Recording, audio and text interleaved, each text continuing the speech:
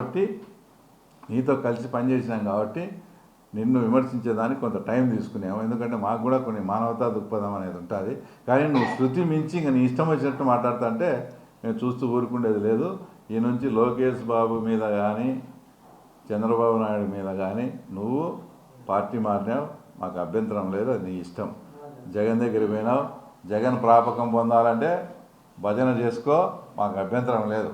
మా ముఖ్యమంత్రిని కానీ లోకేష్ బాబును కానీ వ్యక్తిగతంగా విమర్శిస్తే మాత్రం చట్టపరంగా ఉంటాయి, తీవ్ర పరిణామాలు కూడా ఉంటాయి అని సతీష్ రెడ్డిని ఒక రకంగా హెచ్చరిస్తూ ఉన్నాం.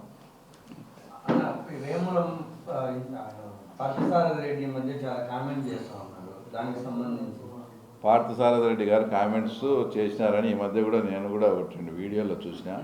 తెలుగుదేశం పార్టీ అనేది చాలా క్రమశిక్షణ కలిగిన పార్టీ. మాకు పార్టీ నిర్ణయం, పార్టీ లైనే మాకు సుప్రీం.